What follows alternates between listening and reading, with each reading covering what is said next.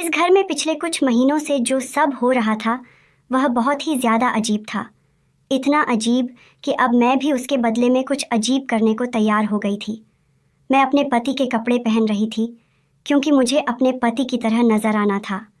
मैं ऐसा क्यों कर रही थी, इसके पीछे बहुत बड़ी कहानी थी, पर मैंने अपने पति के कपड़े पहन लिए और अब मैं बिल्कुल एक मर्द लग रही थी, और वह भी अपने पति जैसा।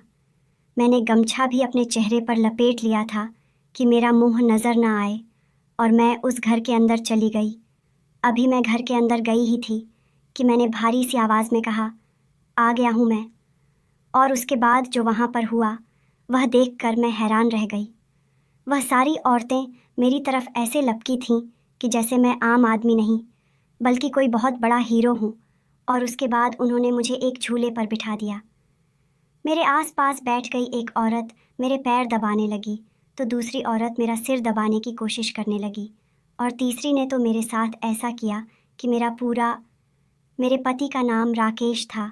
बहुत ही रंगीन मिजाज आदमी था, लेकिन वह उन लोगों में से था जिसे खूबसूरती देखने का शौक़ था, लेकिन बाद में हाथ लगाने की हिम्मत नहीं करता था। बस दूर से लड़कियों को देखता था, क्योंकि बाज़ार में औरतों के कपड़ों की दुकान थी। पूरे दिन उसकी दुकान पर औरतें आती थीं और उसे यह आदत पड़ गई थी, पर मुझे पता था कि वह ऐसी वैसी हरकतें करने के काबिल नहीं है। और अब हम घर बदल रहे थे। मेरे पति ने कहा कि आसपास देख लेंगे, जो घर सबसे अच्छा हुआ उसी से ज़्यादा मेल मिलाप रखेंगे। मैंने कहा कि हाँ ठीक है। पहले हम लोग किराए पर रहते थे और किराएदार की कोई मोहल्लेदारी नहीं होती, लेकिन जहाँ अपना घर होता है वहाँ पर मोहल्ले में पड़ोसियों के साथ अच्छी बात हो तो उसका फ़ायदा ही होता है। पर आजकल हर कोई इस काबिल नहीं होता, लोग बड़े अजीब होते हैं। मेरे पति ने कहा कि तुम अकेली रहती हो और मैं भी पूरा दिन दुकान पर होता हूँ, इसलिए किसी न किसी से यारी दोस्ती बनानी ही पड़ेगी। हम लोग एक नए मोहल्ले में आ गए। ये मोहल्ला बहुत भरा हुआ था, यहाँ बहुत सारे घर थे, बड़ी रौनक थी। मैं भी खुश थी कि मेरा अपना घर बन गया था। मेरा पति काम बहुत अच्छी तरह से करता था, पूरा दिन दुकान पर बैठता था। मुझे उससे कोई भी मसला नहीं था। जब हम लोग यहाँ पर आए तो साथ वाले घर में एक पति पत्नी रहते थे। उसकी पत्नी बहुत अच्छी थी, उसका नाम कूफा था। जब हम लोग घर में काम कर रहे थे तो वह मेरे लिए चाय बना कर ले आई, और उसने कहा कि आप तो हमारे पड़ोसी हैं और सोचा कि आप शिफ्टिंग कर रहे हैं तो मैं आपके लिए चाय बना कर ले आई। मैंने अपने पति से कहा कि देखो कितने अच्छे लोग हैं, तो उसने कहा नहीं, इतनी भी अच्छी नहीं है, अजीब सी औरत है, वज़न देखा है उसका जैसे धरती का बोझ हो। मैंने कहा कि आपको उसके वज़न से क्या है, आपने देखा नहीं, वह हमारे लिए चाय बना कर लाई है और वही हमारी पड़ोसन है। मेरे पति ने कहा पड़ोसी घर के सामने वाले भी होते हैं, रुको मैं किसी बहाने से उनके घर जाता हूँ, देख कर आता हूँ घर में कौन है। मैं हैरान थी कि मेरे पति को क्या हो गया। सब लोग कहते थे कि इस आदमी से शादी ना करो, औरतों की चीज़ों की दुकान बनाकर बैठा है, इसका दिमाग भी किसी औरत से कम नहीं होगा। मुझे उस वक़्त तो इस बात पर गुस्सा आता था, लेकिन बाद में मुझे पता चला कि हाँ ऐसा ही था, ऐसा ही। मेरा पति मेरे सारे मामलों में बोलता था। अगर मैं अपनी मर्ज़ी से कोई साड़ी पहन लेती तो कहता था नहीं यह अच्छी नहीं लग रही, इसके साथ दूसरा वाला ब्लाउज़ पहन कर आओ, इसके साथ दूसरा जूता पहन लो। मुझे उसका मामले में बोलना अच्छा नहीं लगता था। मर्द इस तरह की हरकतें करें तो बिल्कुल अच्छा नहीं लगता था। ऊपर से हमारे यहाँ अभी तक कोई संतान भी नहीं हुई थी और सब लोग मेरे पति पर ही शक करते थे और बातें करते थे। वे कहते थे कि यह बच्चा पैदा करने के काबिल नहीं है, इसका इलाज क्यों नहीं करवाती। मुंह पर तो कोई नहीं कहता था, लेकिन पीठ पीछे बातें सुनने को मिलती थीं तो बहुत बुरा लगता था। मेरा पति न सिर्फ औरतों के कपड़े बेचता, बल्कि कभी कभी उनको खुद भी साड़ी पहनकर दिखाता था कि यह देखें आंटी जी, यह देखें, यह क्या है, क्या सामान आया है। इस तरह की बातें करता था। ठीक है, उसका काम था और माल बेचने के लिए ग्राहक को खुश करना पड़ता है, न जाने क्या क्या करना पड़ता है। लेकिन फिर भी जो लोग इस काम को नहीं समझते उनको यह सब कुछ अजीब लगता है। मेरे घर वालों को भी यह सब कुछ बहुत अजीब लगता था। वही बात हुई जो उसने सामने वालों के घर में ही दोस्ती यारी लगाने की ठान ली थी। उसने कहा कि एक आंटी रहती है, बहुत अच्छी औरत है। मैंने कहा कि अच्छी औरत है, पानी तक तो पूछा नहीं और तुम वहाँ पर 2 घंटे बिता करके आ गए। अच्छी औरत होती तो हमारा थोड़ा सा ख्याल करती, जैसे साथ वाली हमारे लिए चाय लेकर आई है। उसने कहा कि हाँ, यह बात तो तुम ठीक कह रही हो। खैर, रात हो गई, अब हम लोग इतना थक गए थे। मैंने कहा कि मैं तो खाना नहीं बना सकती, कुछ ऑर्डर कर लो। लेकिन पहले ही इस शिफ्टिंग में इतने पैसे लग रहे थे कि ऑर्डर करने का दिल नहीं कर रहा था। थोड़ी देर बाद देखा तो सामने वाली आंटी हमारे लिए खाना बना कर ले आई। उसके साथ उसकी एक बेटी भी थी। उन्होंने हाथ में इतना खाना उठा रखा था कि जैसे शादी का खाना है। हमारे लिए शाही पनीर, दाल मखनी, चावल, रोटियाँ, पराठे, यहाँ तक कि थर्मस में गरम गरम चाय भी डाल रखी थी और उसके साथ खाने के लिए नमकीन और बिस्कुट भी। वो सब कुछ हमारे पास रख के चली गई और कहा कि आप लोग थक गए होंगे, आराम से खा लीजिएगा, चाय भी पी लीजिएगा। अब मेरे पति ने मेरी तरफ देखा और कहा कि तुम्हें तो लोगों की पहचान ही नहीं है। एक औरत तुम्हारे लिए खाली चाय बनाकर लाई तो तुम उसको ही बहुत अच्छा समझ रही थी। ये देखो, ऐसे व्यवहार रखा जाता है लोगों के साथ, ऐसे होते हैं खानदानी लोग। इतना सारा खाना अगर हम लोग बाहर से ऑर्डर करते तो हमारे कितने पैसे लग जाते। अरे ये खाना तो हम कल भी खा लेंगे। मेरे पति ने खाना निकालना शुरू कर दिया और वो खाना बहुत ज़्यादा स्वादिष्ट था। वह कहते हैं ना, पुरानी आंटी होती है, उनके हाथ में बहुत स्वाद होता है। और ऐसा ही था, खाना तो वाकई बहुत मज़ेदार था। मैं भी चुप हो गई। मैंने कहा कि हाँ, ठीक कह रहे हो तुम, लेकिन मुझे वो आंटी ज़्यादा अच्छी नहीं लगी थी। पहले ही दिन हमारे लिए इतना कुछ कर रही थी, पता नहीं हमसे किस परिणाम की उम्मीद लगाकर बैठी थी। सुबह वह हमारे लिए नाश्ता भी लेकर आई और बर्तन लेने के लिए भी खुद ही आ गई। अब यह कुछ ज़्यादा ही हो रहा था। मैंने उनको कहा कि आप इतना नहीं करें, तो उसने कहा कि आपको हमारे पड़ोसी हो, आप लोगों ने यह घर ले लिया है और हमारे घर में न कोई मर्द नहीं है, हम आप लोगों की मदद करेंगे, कभी आप हमारी मदद कर देना। मैं समझ गई कि किस लिए सब कुछ कर रही है। फिर मैंने सोचा कि चलो ऐसा है तो कोई मसला नहीं, इतना तो बंदा कर ही लेता है। मैंने भी कह दिया कि ठीक है। हमारे पास गाड़ी भी थी और उनके पास गाड़ी नहीं थी। उन्होंने सोचा होगा कि कभी कहीं जाना होगा तो हमारी गाड़ी उनके काम आ जाएगी, पति है, गाड़ी में छोड़ आएगा। लेकिन यह तो बाद की बात है। आंटी मेरी ज़िंदगी में तो बहुत बड़ा तूफ़ान लेकर आने वाली है। हमारा घर सेट हो गया, ज़्यादा वक्त नहीं लगा। हम लोगों ने बड़ी अच्छी तरह से शिफ्टिंग की थी, चीज़ों को बहुत तरीके से रखा था। जो चीज़ें पुरानी थीं उनको वहीं पर छोड़ दिया था। मेरा घर सेट हो गया था, मैं बहुत खुश थी। अब मैंने पूजा रखनी थी और उसकी तैयारियों में लगी थी। इसमें भी उस आंटी ने, उसकी बेटियों ने बहुत साथ दिया। जब मैंने उनको पूजा में आमंत्रित करने गई तो मुझे यह पता चला कि उसके घर में तो बेटियां ही बेटियां थीं। उसकी तो बेटियां थीं और सभी इस खूबसूरत, दुबली पतली, एक ही उम्र की लगती थीं। उसने कहा कि इनमें एक एक साल का फ़र्क है, लेकिन जवान हो गई हैं तो एक जैसी लगती हैं। मैंने कहा कि आपने इनकी शादी नहीं की, तो उन्होंने कहा कि बस रिश्ते तलाश कर रही हूँ। लड़कियाँ अच्छी थीं, मेरी बहुत इज्जत की, मुझे चाय पानी पूछा। एक लड़की तो मेरे पास आकर बैठ गई। उसने कहा मेरा नाम रेखा है और कहा कि दीदी आप थक गई होंगी, आपने अकेले इतना बड़ा घर शिफ्ट कर लिया, मैं आपके पैर दबा देती हूँ। मैंने कहा कि नहीं नहीं, तुम मेरे पैर दबाव अच्छा नहीं लगता। मुझे बड़ा अजीब लगा, मुझे यह सब कुछ ज़्यादा ही लग रहा था। इतना भी कोई किसी के लिए अच्छा नहीं होता था। लेकिन अब हम लोग ऐसे समाज में रहते हैं कि जहाँ कोई किसी के साथ थोड़ा सा भी अच्छा करता है तो हम यह नहीं कहते कि तुम्हारा शुक्रिया। हम यह सोचने लगते हैं कि यह मेरे साथ अच्छा क्यों कर रहा है, कहीं इसके दिल में कोई बात तो नहीं है, इसको मुझसे कोई मतलब तो नहीं है। क्या करें, ज़माना आजकल ऐसा ही हो गया। लेकिन बस सादा सा मर्द है, ऐसा नहीं है कि जिससे शादी करने की कोई औरत सपने देख सकती है, बस सीधा सादा है। मुझे कभी कभी ऐसा लगता है कि मेरे पति के अंदर एक औरत भी रहती है। औरतों की बातें करना उसको ज़्यादा अच्छा लगता है। तो कहने लगे कि तुम तो पागल हो, अरे मर्द तो मर्द होता है और उन औरतों के लिए यह मर्द नहीं है। सिर्फ एक अपनी दुकान की वजह से मैं औरत बनता हूँ, वरना ये औरतें दुकान तक हड़प के खा जाएंगे और तुम हाथ मलती रह जाओगी, ऐसे में हमारे पास कुछ नहीं बचेगा।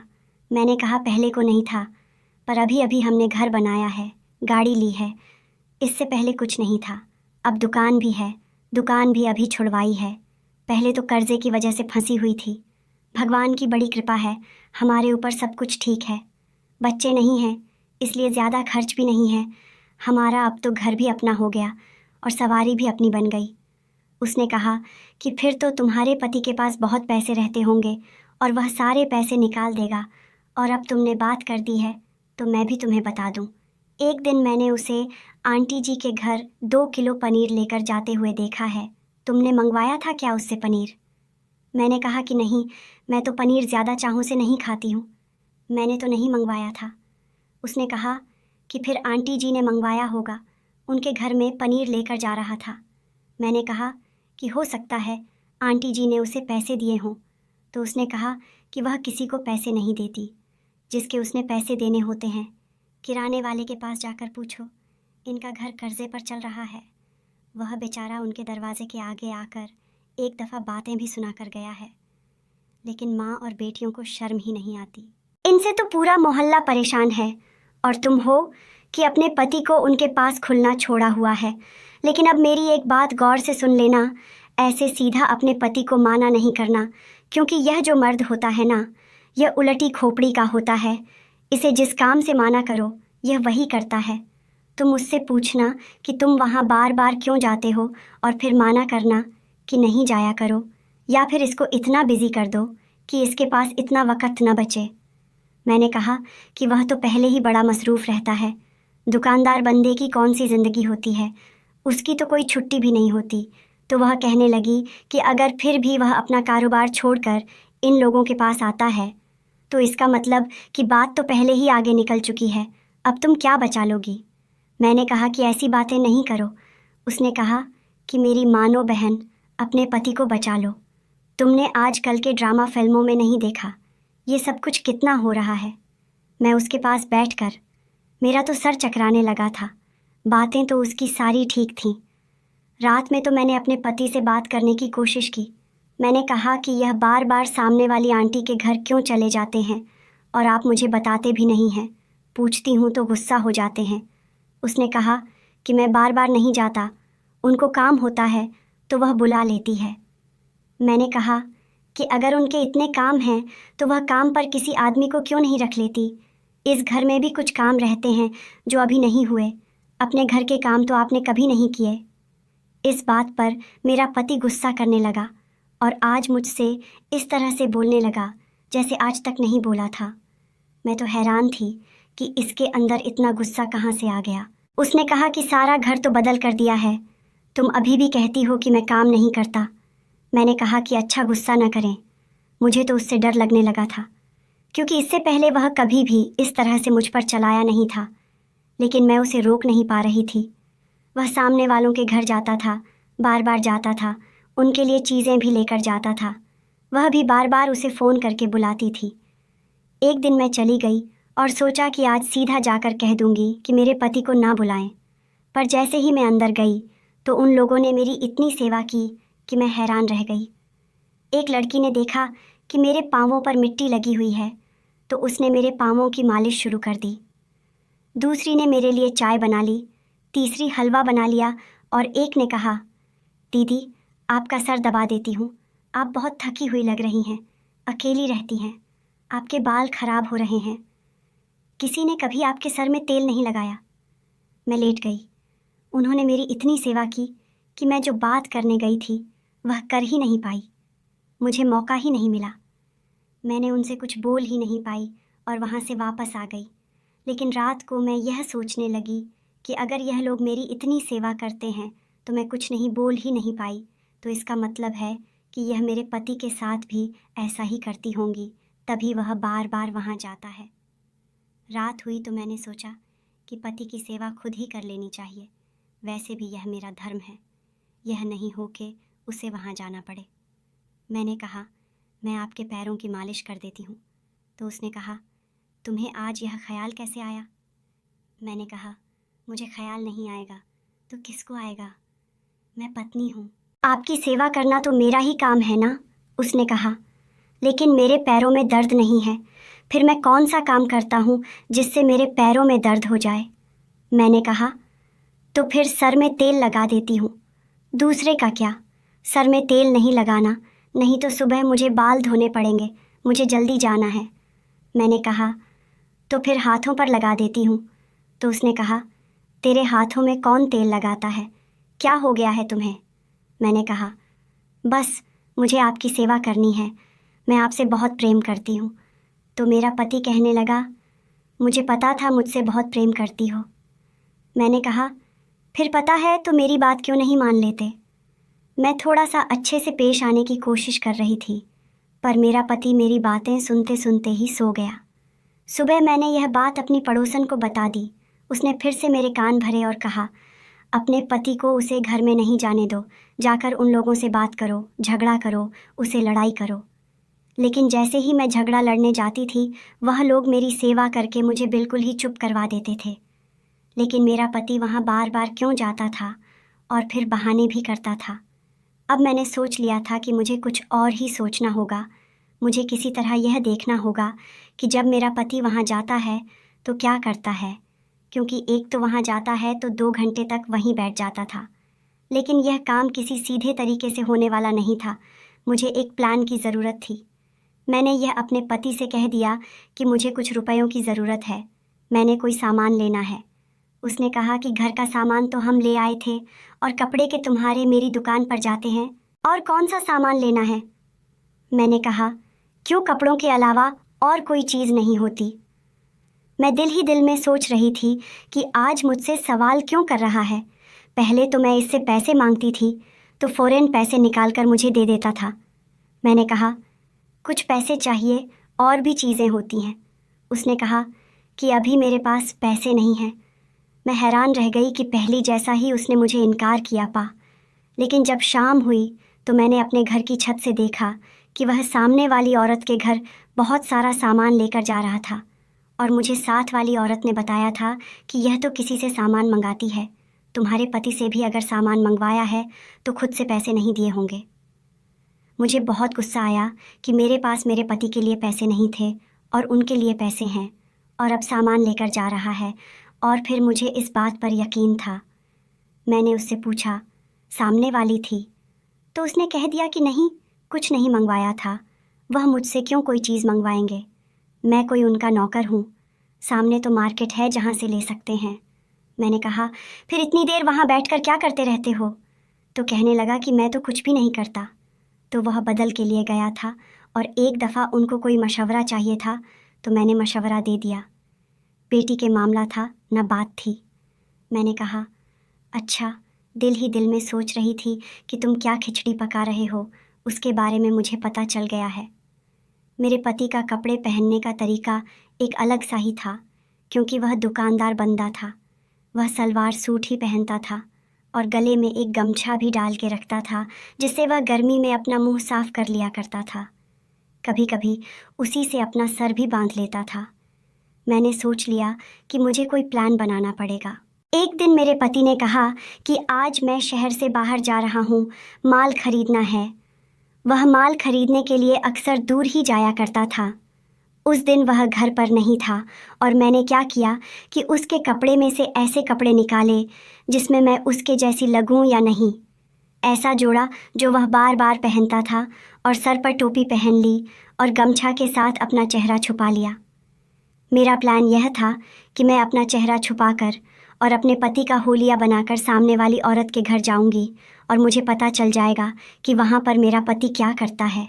और अगर बाद में उनको पता चल भी गया तो मुझे कोई परवाह नहीं, मेरे कौन से अपने रिश्तेदार हैं, कह दूंगी कि मैं तो मजाक कर रही थी। मैंने ऐसा ही करना था, लेकिन मुझे थोड़ा डर भी लग रहा था और मैं थोड़ी परेशान भी हो रही थी। सोचा कि साथ वाली पुष्पा को बता देती हूँ, वह मेरी थोड़ी मदद कर देगी, हो सके तो उसे भी अपने साथ ले जाती हूँ। लेकिन जब पता किया तो पता चला घर पर नहीं थी। ये सामने वाली औरत की बेटियाँ तो थीं ही बड़ी अजीब सी। इन्होंने अपनी खूबसूरती के जाल में सबको फंस के रखा था। तो मेरे पति कौन से खेत की मूली था? मेरे पति भी बहुत जल्दी फिसल जाने वालों में से था, और इनको कोई शर्म नहीं थी। अपनी बेटियों को ऐसे कहती थी कि जब मर्जी करो, जिसको मर्जी अपनी बातों में लगाओ पटाओ और उससे पैसे लो, घर के सामान मंगवा, उतनी बुरी शिक्षा दे रही थी। उनको ऐसी औरतें पूरे समाज में सबका नाम बर्बाद करती हैं और इनको ज़रा शर्म नहीं आई क्या? मेरे पति को अपनी बातों में लगा लिया। आज इन औरतों ने मेरे हाथ से बचाना नहीं था।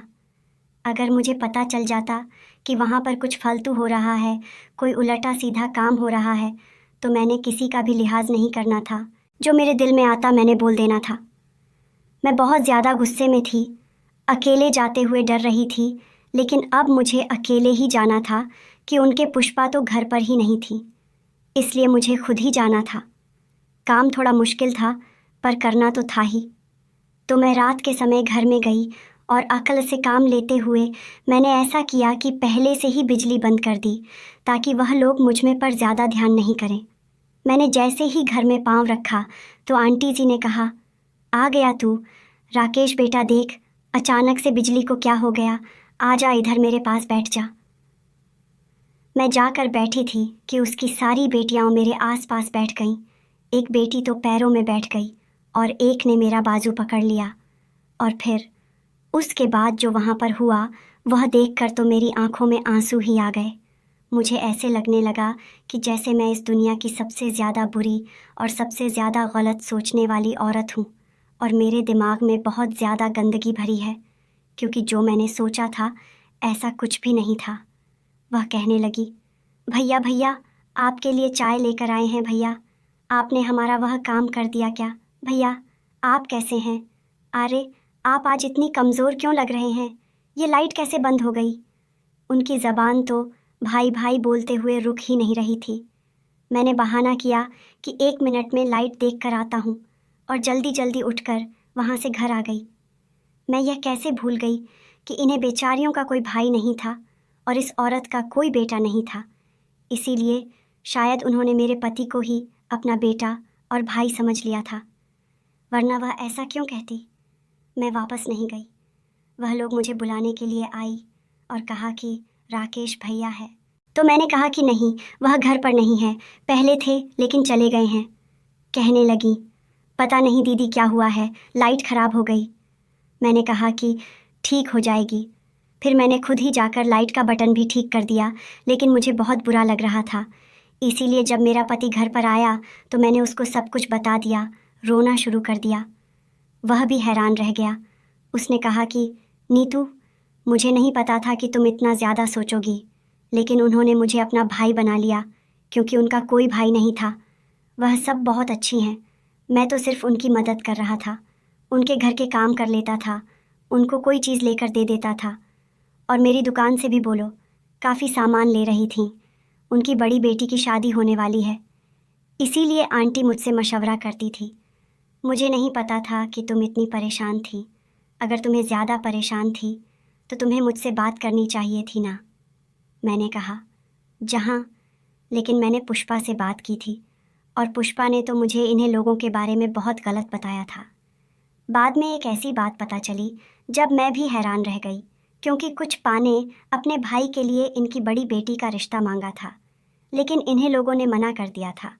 क्यों? क्योंकि पुष्पा का भाई शराबी था। तब से वह उनकी दुश्मन हो गई थी और उनको पूरे मोहल्ले में बदनाम करती फिर रही थी। यह सुनकर तो मैं हैरान रह गई। मेरे पति ने ठीक कहा था कि वह अच्छी नहीं है। उसने पहले दिन ही कुछ बातें देख ली थी। मैं तो इसे सोचती थी कि मेरा पति उसे बुरा कह रहे हैं, लेकिन सचमुच बुरी थी जो किसी की बेटियों को इस तरह से बदनाम कर रही थी। अच्छी कैसे हो सकती थी? वह लड़कियां बहुत अच्छी थीं, तभी तो जब मैं चाहती थी तो वह मेरी इतनी सेवा करती थी। अगर वह मेरे पति के साथ बुरी होती तो फिर मेरी इतनी सेवा क्यों करती? उसके बाद ही रक्षाबंधन आया। उन सब ने मेरे पति को राखी बांधी और मेरे पति ने उन सबको तोहफा भी दिया था। उसके बाद से हम लोग एक परिवार की तरह रहते थे। आहिस्ता आहिस्ता उनकी शादियां भी होने लगीं। शादीपुर मेरे सारा माल सामान मेरे पति की दुकान से ही लिया था। इस तरह हमें फ़ायदा भी हो रहा था और उन लोगों को भी हमारा फ़ायदा था। इसके बाद भी हमें उन लोगों से कोई मसला नहीं हुआ। जब मेरे यहाँ संतान हुई तो आंटी जी ने बहुत ख्याल किया, उन्होंने ही बच्चे को संभाला। मैं तो इतनी ज़्यादा बीमार हो गई थी कि मुझसे उठा नहीं जा रहा था। अगर आंटी जी और उनकी बेटियाँ नहीं होती तो पता नहीं मेरा क्या होता। अपने भी साथ छोड़ गए, लेकिन परायों ने साथ दिया। मेरे घर को साफ़ किया, मेरे पति के लिए खाना बनाया, मेरे बच्चे का ख्याल किया, मेरा ख्याल किया। आंटी जी के पास बड़े बड़े नुस्खे थे। उन्होंने मुझे इतना प्रेम दिया, इतना ख्याल किया कि मैं बहुत जल्दी ठीक हो गई।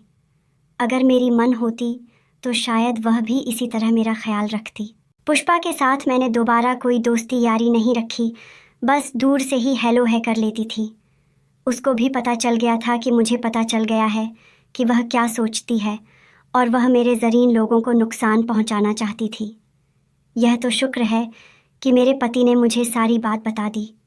आप लोग बताओ कि क्या आप लोगों के साथ भी कभी ऐसा हुआ है कि जिसके बारे में जो सोचा होगा वैसा ना निकला हो? हाँ, ये समाज बहुत बुरा है, यहाँ पर लोग बहुत बुरे हैं, लेकिन ये किसने कहा था सारा समाज ही बुरा है? हर कोई बुरा नहीं होता, कुछ लोग अच्छे भी होते हैं। और अगर आपने किसी के साथ बुरा नहीं किया तो आपके साथ बुरा नहीं होता। भगवान आप सभी लोगों को हमेशा खुश रखे। अपनी कहानी सुनाने का यही मकसद था मेरा कि आप लोग भी इस बात को समझें कि कभी कभी आपको देखा भी गलत होता है। कुछ लोग आपके लिए अच्छे होते हैं और कुछ लोग बहुत बुरे होते हैं। दोस्तों, उम्मीद करती हूँ आपको हमारी कहानी पसंद आई होगी। कहानी पसंद आई है तो वीडियो को लाइक करें, चैनल पर नए हैं तो चैनल को सब्सक्राइब करें और हाँ, नोटिफिकेशन बेल को ज़रूर दबाएं ताकि अगली अपडेट सबसे पहले आपको मिले।